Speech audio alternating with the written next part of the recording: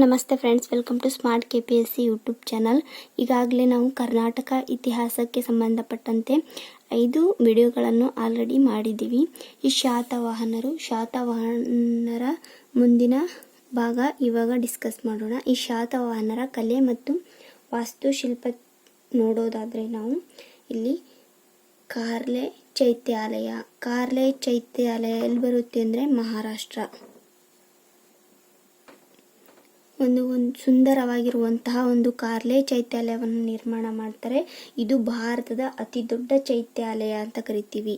ಭಾರತದ ಅತಿ ದೊಡ್ಡ ಚೈತ್ಯಾಲಯ ಯಾವುದು ಅಂತಂದ್ರೆ ಕಾರ್ಲೆ ಚೈತ್ಯಾಲಯ.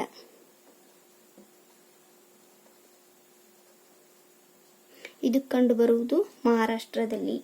ಇದನ್ನು ಯಾರ ಕಾಲದಲ್ಲಿ ನಿರ್ಮಾಣ ಮಾಡ್ತಾರೆ ಕಾರ್ಲೆ ಚೈತ್ಯಾಲಯ ಅಂತಂದ್ರೆ ಶಾತವಾಹನರ ದೊರೆಯಾಗಿರುವಂತಹ ಗೌತಮಿಪುತ್ರ ಶಾತಕರ್ಣಿಯ ಕಾಲದಲ್ಲಿ ಈ ಕಾರ್ಲೆ ಚೈತ್ಯಾಲಯವನ್ನು ನಿರ್ಮಾಣ ಮಾಡ್ತಾರೆ. ಈ ಕಾರ್ಲೆ ಚೈತ್ಯಾಲಯದ ನಿರ್ಮಾಪಕರು ಯಾರು ಅಂತಂದ್ರೆ ಶ್ರೀಮಂತ ವರ್ತಕ ಭೂತಪಾಲನಿಂದ ಇದು ನಿರ್ಮಾಣ ಆಗುತ್ತೆ.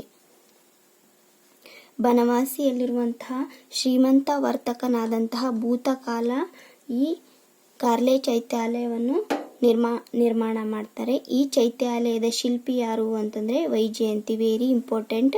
ಕಾರ್ಲೆ ಚೈತ್ಯಾಲಯದ ಶಿಲ್ಪಿ ಅಂತಂದ್ರೆ ವೈಜಯಂತಿ. ಇದು ಯಾರ ಕಾಲದಲ್ಲಿ ನಿರ್ಮಾಣ ಮಾಡಿದ್ರು ಅಂದ್ರೆ ಗೌತಮಿಪುತ್ರ ಶಾತಕರ್ಣಿಯ ಕಾಲದಲ್ಲಿ ನಿರ್ಮಾಣ ಮಾಡ್ತಾರೆ.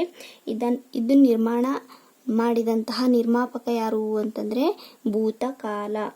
ಈಗ ಈ ಕಾರ್ಲೆ ಚೈತ್ಯಾಲಯದಲ್ಲಿ ಒಟ್ಟು ಎಷ್ಟು ಕಂಬಗಳಿದಾವೆ ಅಂತಂದ್ರೆ ಈ ಕಾರ್ಲೆ ಚೈತ್ಯಾಲಯದಲ್ಲಿ ಒಟ್ಟು 37 ಕಂಬಗಳನ್ನು ಒಳಗೊಂಡಿದೆ. ಇದರ ಅಗಲ ಬಂದ್ಬಿಟ್ಟು ಎಷ್ಟು ಅಂತಂದ್ರೆ ಅಗಲ 46 ಅಡಿ ಅಗಲ ಇದೆ. ಮತ್ತೆ ಉದ್ದ ಬಂದ್ಬಿಟ್ಟು 40 ಮೀಟರ್ ಉದ್ದ ಇದೆ. 40 ಮೀಟರ್ ಉದ್ದವನ್ನು ಹೊಂದಿದೆ. ಮತ್ತೆ ಅಗಲ ಬಂದ್ಬಿಟ್ಟು 46 ಅಡಿ, ಎತ್ತರ ಬಂದ್ಬಿಟ್ಟು 46 ಅಡಿ ಎತ್ತರ ಇದೆ. ಒಟ್ಟು 37 ಕಂಬಗಳನ್ನು ಒಳಗೊಂಡಂತಹ ಕಾರ್ಲೆ ಚೈತ್ಯಾಲಯ ಇದು ಭಾರತದ ಅತಿ ದೊಡ್ಡ ಚೈತ್ಯಾಲಯ ಎನಿಸಿಕೊಂಡಿದೆ. ಮತ್ತೆ ಇನ್ನೊಂದು ನೋಡೋದಾದ್ರೆ ಅಮರಾವತಿ. ಇದು ಅಮರಾವತಿ ಸ್ತೂಪ. ಅಮರಾವತಿ ಸ್ತೂಪ ಇದೆಯಲ್ಲ, ಇದು 600 ಚದುರ ಅಡಿಯನ್ನು ಹೊಂದಿದೆ. 20 ಅಡಿ ಎತ್ತರವನ್ನು ಹೊಂದಿದೆ. 20 ಅಡಿ ಎತ್ತರ ಮತ್ತು 600 ಚದುರ ಅಡಿ ವಿಸ್ತೀರ್ಣವನ್ನ ಹೊಂದಿದೆ. ಈ ಅಮರಾವತಿ ಸ್ತೂಪದ ನಿರ್ಮಾಪಕ ಯಾರು ಅಂತಂದ್ರೆ ವಸಿಷ್ಠ ಪುತ್ರ ಪುಲಮಾಯಿ. ಶಾತವಾಹನರ ದೊರೆಯಾದಂತಹ ವಸಿಷ್ಠ ಪುತ್ರ ಪುಲಮಾಯಿಯ ಕಾಲದಲ್ಲಿ ಈ ಅಮರಾವತಿ ಶಿಲ್ಪವನ್ನ ನಿರ್ಮಾಣ ಮಾಡ್ತಾರೆ. ಇದು ಯಾವ ಶೈಲಿಯಲ್ಲಿದೆ ಅಂತಂದ್ರೆ ಗಾಂಧಾರ ಮತ್ತು ಅಮರಾವತಿ ಶೈಲಿಯ ಮಿಶ್ರಣದಿಂದ ಈ ಅಮರಾವತಿ ಸ್ತೂಪವನ್ನ ನಿರ್ಮಾಣ ಮಾಡಿದ್ದಾರೆ. ಗಾಂಧಾರ ಮತ್ತು ಅಮರಾವತಿ ಶೈಲಿ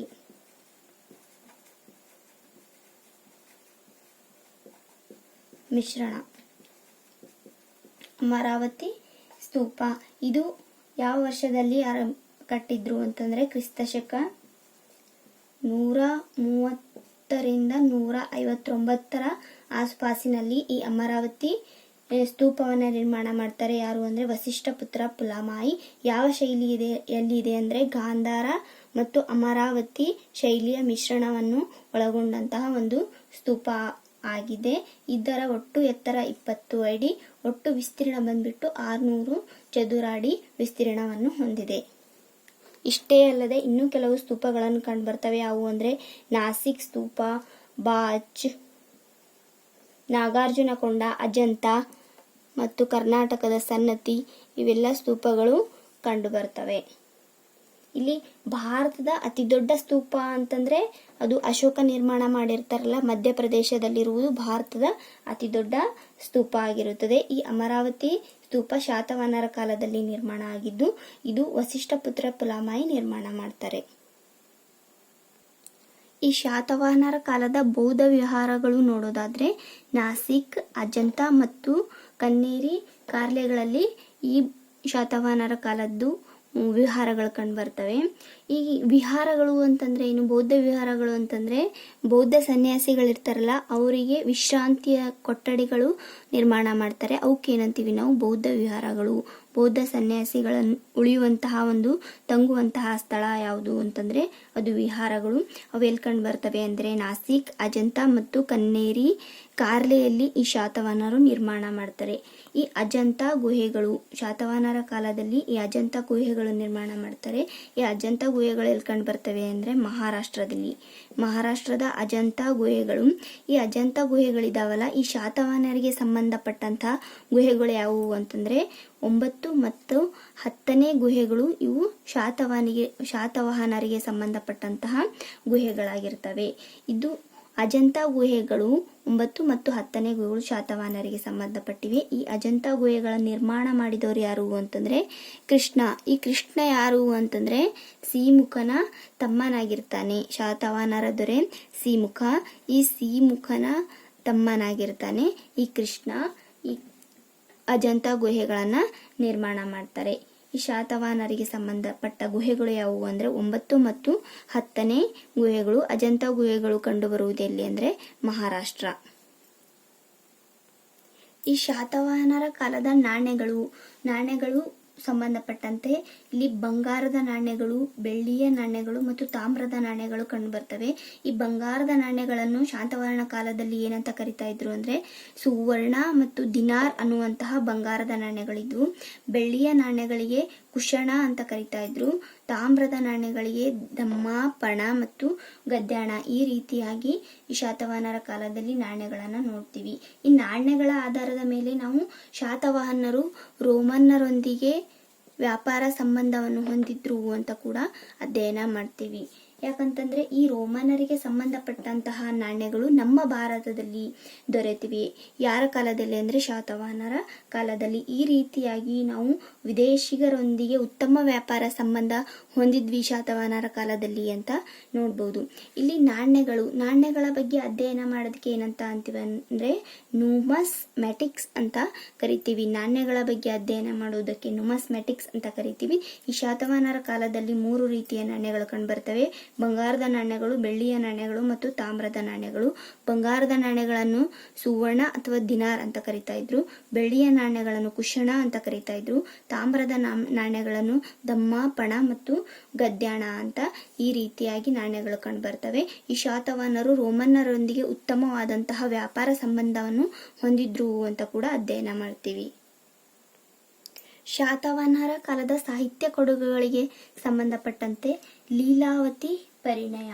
ಶಾತವಾಹನರ ಕಾಲದಲ್ಲಿ ಲೀಲಾವತಿ ಪರಿಣಯ ಇದು ಯಾರ ಬಗ್ಗೆ ಹೇಳುತ್ತೆ ಅಂತಂದ್ರೆ ಹಾಲನ ಬಗ್ಗೆ. ಹಾಲನ ಹೆಂಡತಿ ಯಾರು ಅಂದ್ರೆ ಲೀಲಾವತಿ. ಈ ಹಾಲ ರಾಜ ಏನಪ್ಪಾ ಅಂತಂದ್ರೆ ಲೀಲಾವತಿ ಎನ್ನುವಂತಹ ಶ್ರೀಲಂಕಾದಲ್ಲಿ ಆಳ್ವಿಕೆ ಮಾಡುವಂತಹ ರಾಣಿಯನ್ನ ಇವರು ಆ ಪ್ರದೇಶದ ಮೇಲೆ ದಾಳಿ ಮಾಡಿಬಿಟ್ಟು ಅಲ್ಲಿಯ ಅರಸರನ್ನು ಸೋಲಿಸಿ ಈ ಲೀಲಾವತಿಯನ್ನು ಸಪ್ತ ಗೋದಾವರಿ ಎಂಬ ಸ್ಥಳದಲ್ಲಿ ಅಂದ್ರೆ ಸಪ್ತ ಗೋದಾವರಿ ನದಿಯ ದಡದ ಮೇಲೇನು ಅವಳನ್ನು ವಿವಾಹ ಆಗ್ತಾರೆ. ಯಾರು ಅಂತಂದ್ರೆ ಹಾಲ ರಾಜ ಅಂತ. ಈ ಲೀಲಾವತಿ ಪರಿಣಯದಲ್ಲಿ ನಾವು ಅಧ್ಯಯನ ಕೂಡ ಮಾಡಿದ್ವಿ. ಕಳೆದ ವಿಡಿಯೋದಲ್ಲಿ ಕೂಡ ಹೇಳಿದ್ದೀನಿ. ಲೀಲಾವತಿ ಪರಿಣಯ ಇದು ಹಾಲರಾಜನಿಗೆ ಸಂಬಂಧಪಟ್ಟಂತಹ ಒಂದು ಕೃತ್ಯ ಆಗಿರುತ್ತೆ. ಮತ್ತೆ ಈ ಲೀಲಾವತಿ ಪರಿಣಯ ಬಗ್ಗೆ ನೋಡೋದಾದ್ರೆ ಈ ಲೀಲಾವತಿ ಅನ್ನುವಳನ್ನ ರಾಣಿಯನ್ನ ಮದುವೆ ಆಗ್ತಾನೆ. ನೆಕ್ಸ್ಟ್ ಇಲ್ಲಿ ಗುಣಾಢ್ಯ ಬರೆದಂತಹ ಪುಸ್ತಕ ಯಾವುದು? ವೆರಿ ಇಂಪಾರ್ಟೆಂಟ್, ಬೃಹತ್ ಕಥಾ.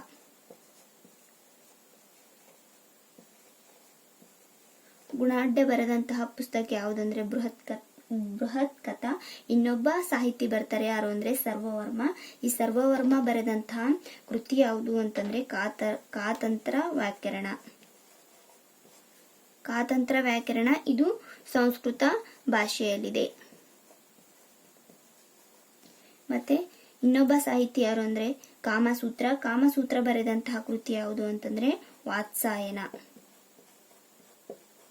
ಇನ್ನೂ ವೆರಿ ಇಂಪಾರ್ಟೆಂಟ್ ಅರಸ ಯಾರು ಅಂತಂದ್ರೆ ಹಾಲ ಬರೆದಂತಹ ಕೃತಿ ಗ್ರಂಥ ಯಾವುದು ಅಂತಂದ್ರೆ ಗಾಥಾ ಸಪ್ತಸತಿ. ಇದು ಯಾವ ಭಾಷೆಯಲ್ಲಿದೆ ಅಂತಂದ್ರೆ ಪ್ರಾಕೃತ ಭಾಷೆಯಲ್ಲಿದೆ. ಇದು 700 ಪದಗಳನ್ನು ಶೃಂಗಾರ ಪದಗಳನ್ನು ಒಳಗೊಂಡಿದೆ. ಯಾವುದು ಅಂದ್ರೆ ಗಾಥಾ ಸಪ್ತಸತಿ 700 ಶೃಂಗಾರ ಪದಗಳನ್ನು ಒಳಗೊಂಡಿದೆ ಮತ್ತು 40 ದೇಶೀಯ 40 ದೇಶೀಯ ಪದಗಳಿಂದ ಕೂಡಿರುವಂತಹ ಒಂದು ಗ್ರಂಥ ಗಾಥಾ ಸಪ್ತಸತಿ. ಇದು ಬರೆದವರು ಅಂದ್ರೆ ಹಾಲ. ಮತ್ತೆ ಹಾಲನ ಇನ್ನೊಂದು ಕೃತಿ ಯಾವುದು ಅಂತಂದ್ರೆ ಸತ್ತೈಶೈ ಅನ್ನುವಂತ ಕೃತಿ ಕೂಡ ಬರ್ತಾನೆ. ನೆಕ್ಸ್ಟ್ ಇಲ್ಲಿ ಏನ್ ಗೊತ್ತಾಗುತ್ತೆ ಅಂತಂದ್ರೆ ಈ ಹಾಲರಾಜನು ಅತಿ ಹೆಚ್ಚು ಕೃತಿಗಳಿಗೆ ಆದ್ಯತೆಯನ್ನ ನೀಡಿದ ಅಂತ ಕೂಡ ನಾವು ನೋಡ್ತೀವಿ.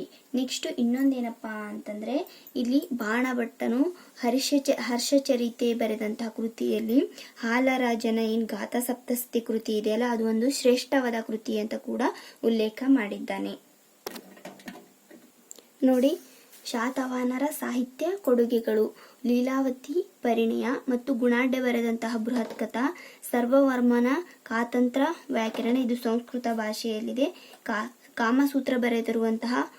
ಕಾಮಸೂತ್ರ ಗ್ರಂಥ ಬರೆದಿರುವಂತಹ ವಾತ್ಸಾಯನ.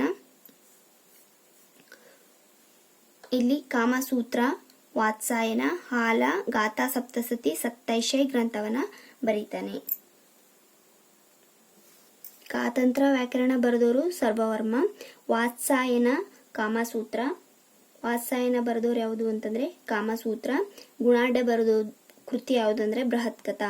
ಗಾಥಾ ಸಪ್ತಸತಿ ಅಂದ್ರೆ ವೆರಿ ಇಂಪಾರ್ಟೆಂಟ್, ಎಲ್ಲಾ ಎಕ್ಸಾಮ್ ನಲ್ಲಿ ಕೇಳಿದ್ದಾರೆ. ಗಾಥಾ ಸಪ್ತಸತಿ ಗ್ರಂಥವನ್ನ ಬರೆದವರು ಯಾರು ಅಂತಂದ್ರೆ ಹಾಲ.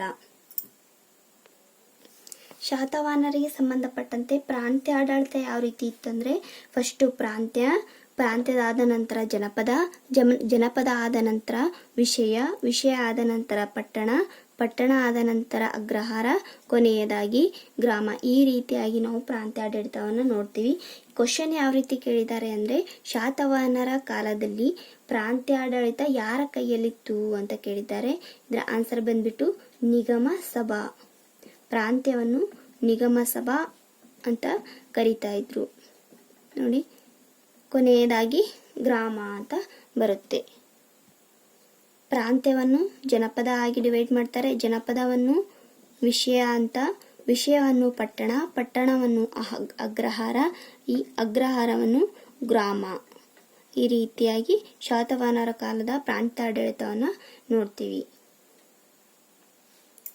ಶಾತವಾಹನರ ಕಾಲದ ಮಂತ್ರಿಮಂಡಲ ಏನನ್ನು ಒಳಗೊಂಡಿತ್ತು ಅಂತಂದ್ರೆ ಅಮಾತ್ಯರು, ರಾಜಮಾತ್ಯ, ಭಂಡಾರಿಕ, ಹಿರಣ್ಯಕ, ಮಹಾಸಂಧಿ ವಿಗ್ರಹ, ನಿಬಂಧಕಾರ ಮತ್ತು ಲೇಖಕ, ಮಹಾಸೇನಾಧಿಪತಿ, ಗ್ರಾಮೀಣ ಅಂತ ಒಳಗೊಂಡಿದೆ. ಇಲ್ಲಿ ಅಮಾತ್ಯರು ಅಂತಂದ್ರೆ ಏನ್ ಕೆಲಸ ಮಾಡ್ತಾ ಇದ್ರು ಅಂತಂದ್ರೆ ಪ್ರಾಂತ್ಯಗಳ ಮೇಲ್ವಿಚಾರಕರಾಗಿ ಕೆಲಸ ಮಾಡ್ತಾ ಇದ್ರು.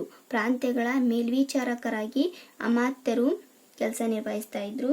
ಇಲ್ಲಿ ರಾಜಮಾತ್ಯ ಅಂತಂದ್ರೆ ರಾಜನ ಆಪ್ತ ಸಲಹೆಗಾರರು, ರಾಜನಿಗೆ ಸಂಬಂಧಪಟ್ಟಂತಹ ಒಂದು ಆಪ್ತ ಸಲಹೆಗಾರರಾಗಿ ರಾಜಮಾತ್ಯರು ಕೆಲಸ ನಿರ್ವಹಿಸ್ತಾ ಇದ್ರು.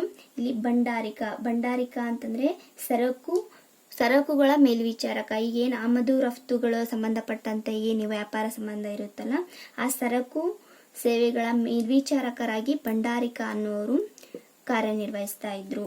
ಹಿರಣ್ಯಕ ಅಂತಂದ್ರೆ ಕಂದಾಯ ಕೋಶಾಧ್ಯಕ್ಷ ಆಗಿ ಹಿರಣ್ಯಕ ಕಾರ್ಯನಿರ್ವಹಿಸ್ತಾ ಇದ್ರು. ಮಹಾಸಂಧಿ ವಿಗ್ರಹ ಅಂತಂದ್ರೆ ವಿದೇಶಾಂಗ ವ್ಯವಹಾರದ ಮುಖ್ಯಸ್ಥ. ವಿದೇಶಾಂಗದ ಮುಖ್ಯಸ್ಥರಾಗಿ ಮಹಾಸಂಧಿ ವಿಗ್ರಹ ಅನ್ನುವರು ಕಾರ್ಯನಿರ್ವಹಿಸ್ತಾ ಇದ್ರು. ನಿಬಂಧಕಾರ ಅಂದ್ರೆ ಭೂ ದಾಖಲೆಗಳ ಮುಖ್ಯಸ್ಥ. ಭೂಮಿಗೆ ಸಂಬಂಧಪಟ್ಟಂತಹ ಭೂಕಂದಾಯಕ್ಕೆ ಸಂಬಂಧಪಟ್ಟಂತಹ ದಾಖಲೆಯ ಮುಖ್ಯಸ್ಥ ಯಾರು ಅಂದ್ರೆ ನಿಬಂಧಕಾರ ಅಂದ್ರೆ ಭೂ ಕಂದಾಯ ದಾಖಲೆಗಳ ಮುಖ್ಯಸ್ಥ. ನೆಕ್ಸ್ಟ್ ಲೇಖಕ ಅಂತಂದ್ರೆ ರಾಜಾಜ್ಞೆಗಳನ್ನು ಹೊರಡಿಸುವವನು ಯಾರಾಗಿರ್ತಾರಪ್ಪ ಅಂದ್ರೆ ಲೇಖಕ. ಮಹಾಸೇನಾಪತಿ ಅಂದ್ರೆ ಸೈನ್ಯ ಇರುತ್ತಲ್ಲ ಆ ಸೈನ್ಯದ ದಂಡನಾಯಕ ಆಗಿರ್ತಾರಪ್ಪ ಅಂದ್ರೆ ಸೇನಾಪತಿ ಅಂತ ಕರಿತೀವಿ. ಮಹಾಸೇನಾಪತಿ ಅಂದ್ರೆ ಏನು, ಸೈನ್ಯದ ಒಂದು ದಂಡನಾಯಕನಾಗಿ ಕಾರ್ಯನಿರ್ವಹಿಸ್ತಾ ಇರ್ತಾರೆ ಶಾತವಾಹನರ ಕಾಲದಲ್ಲಿ. ಅವರನ್ನು ಮಹಾಸೇನಾಪತಿ ಅಂತ ಕರಿತೀವಿ. ಇಲ್ಲಿ ಗ್ರಾಮೀಣ ಅಂತಂದ್ರೆ ಗ್ರಾಮದ ಮುಖ್ಯಸ್ಥನಿಗೆ ಗ್ರಾಮೀಣ ಅಂತ ಕರಿತೀವಿ. ಇಷ್ಟು ಮಂತ್ರಿಮಂಡಲ ಶಾತವಾಹನರಿಗೆ ಸಂಬಂಧಪಟ್ಟಿತ್ತು. ಈ ಮಂತ್ರಿಮಂಡಲ ಯಾರ ನಿಯಂತ್ರಣದಲ್ಲಿತ್ತು ಅಂದ್ರೆ ರಾಜನ ನಿಯಂತ್ರಣದಲ್ಲಿರುತ್ತದೆ. ಮಂತ್ರಿಮಂಡಲ ಯಾರ ನಿಯಂತ್ರಣದಲ್ಲಿರುತ್ತಂದ್ರೆ ರಾಜನ ನಿಯಂತ್ರಣದಲ್ಲಿ ಈ ಮಂತ್ರಿಮಂಡಲ ಇರುತ್ತೆ. ನೋಡಿ ಇಲ್ಲಿ ಅಮಾತ್ಯರು ಅಂತಂದ್ರೆ ಪ್ರಾಂತ್ಯಗಳ ಮೇಲ್ವಿಚಾರಕ, ರಾಜಮಾತೆ ಅಂತಂದ್ರೆ ರಾಜನ ಆಪ್ತ ಸಲಹೆಗಾರ, ಭಂಡಾರಿಕ ಅಂದ್ರೆ ಸರಕುಗಳ ಮೇಲ್ವಿಚಾರಕ, ಹಿರಣ್ಯಕ ಅಂತಂದ್ರೆ ಕಂದಾಯ ಕೋಶಾಧ್ಯಕ್ಷರಾಗಿ ಹಿರಣ್ಯಕ ಕಾರ್ಯನಿರ್ವಹಿಸ್ತಾ ಇರ್ತಾರೆ, ಮಹಾಸಂಧಿ ವಿಗ್ರಹ ಅಂತಂತಂದ್ರೆ ವಿದೇಶಾಂಗದ ಮುಖ್ಯಸ್ಥರಾಗಿ ಕಾರ್ಯನಿರ್ವಹಿಸ್ತಾ ಇರ್ತಾರೆ, ನಿಬಂಧಕಾರ ಅಂತಂದ್ರೆ ಭೂ ದಾಖಲೆಗಳ ಮುಖ್ಯಸ್ಥರಾಗಿ ನಿಬಂಧಕಾರ ಇರ್ತಾರೆ, ಲೇಖಕ ಅಂತಂದ್ರೆ ರಾಜಾಜ್ಞೆಗಳನ್ನು ಹೊರಡಿಸುವವನು ಯಾರು ಅಂದ್ರೆ ಲೇಖಕ, ಮಹಾಸೇನಾಧಿಪತಿ ಅಂದ್ರೆ ಸೈನ್ಯದ ದಂಡನಾಯಕನನ್ನು ಮಹಾಸೇನಾಧಿಪತಿ ಅಂತ ಕರಿತೀವಿ. ಇಲ್ಲಿ ಗ್ರಾಮೀಣ ಅಂತಂದ್ರೆ ಗ್ರಾಮದ ಮುಖ್ಯಸ್ಥ. ಇಷ್ಟು ಶಾತವಾಹನರಿಗೆ ಸಂಬಂಧಪಟ್ಟಂತಹ ಮಂತ್ರಿಮಂಡಲ ವ್ಯವಸ್ಥೆ ಇರುತ್ತೆ. ಶಾತವಾಹನರಿಗೆ ಸಂಬಂಧಿಸಿದ ಬಂದರುಗಳನ್ನು ನೋಡೋದಾದ್ರೆ ಠಾಣಾ, ಭಟ್ಕಳ, ಹೊನ್ನಾವರ, ಗೋವಾ, ಮಂಗಳೂರು, ಸೂಪಾರ, ಬಂಗಜ, ಸೂಪಾರ. ಅಂದ್ರೆ ಶಾತವಾಹನರು ಅತಿ ಹೆಚ್ಚು ಬಂದರುಗಳನ್ನು ಎಲ್ಲಿ ಹೊಂದಿದ್ರು ಅಂದ್ರೆ ಪೂರ್ವದಲ್ಲಿನೇ ಅತಿ ಹೆಚ್ಚು ಬಂದರುಗಳನ್ನು ಹೊಂದಿದ್ರು. ಮಹಾರಾಷ್ಟ್ರದ ಪೈಠಾಣ ಏನೋ ರಾಜಧಾನಿ ಇರುತ್ತಲ್ಲ, ಠಾಣಾ ಆಗಿರ್ಬೋದು, ಭಟ್ಕಳ ಕರ್ನಾಟಕದ ಭಟ್ಕಳ ಇದು ಯಾವ ನದಿಯ ದಂಡೆಯ ಮೇಲೆ ಅಂದ್ರೆ ಶರಬಿ.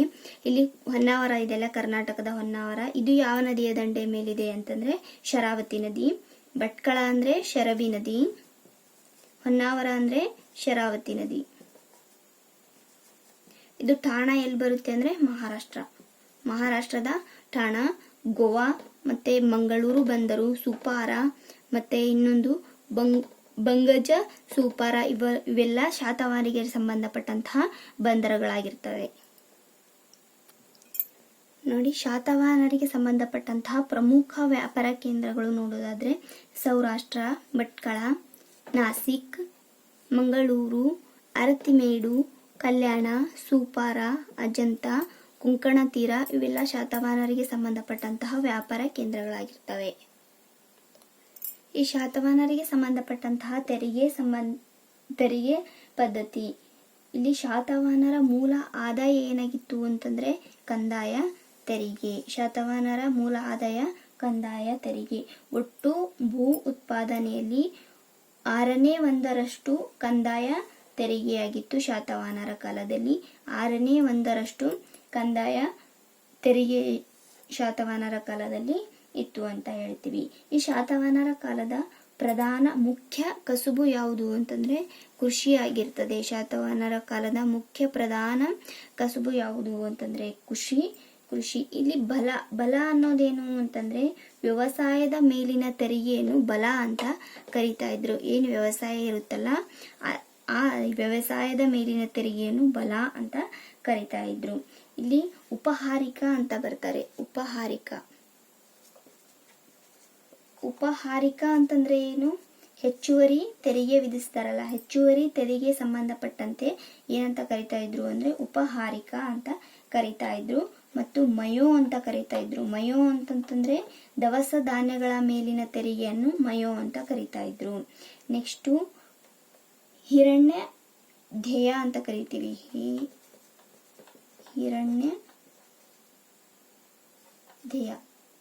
ಈ ಹಿರಣ್ಯ ಧ್ಯೇಯ ಅಂತಂದ್ರೆ ನಗದು ರೂಪದ ತೆರಿಗೆಯನ್ನ ಹಿರಣ್ಯ ಧ್ಯೇಯ ಅಂತ ಕರಿತಾ ಇದ್ರು. ನೋಡಿ, ಶಾತವಾಹನರಿಗೆ ಸಂಬಂಧಪಟ್ಟಂತಹ ತೆರಿಗೆ ಪದ್ಧತಿಯನ್ನು ಗಮನಿಸುವುದಾದ್ರೆ ಇವರ ಕಾಲದಲ್ಲಿ ಮೂಲ ಆದಾಯ ಏನಾಗಿತ್ತು ಅಂತಂದ್ರೆ ಕಂದಾಯ ತೆರಿಗೆಯಾಗಿತ್ತು.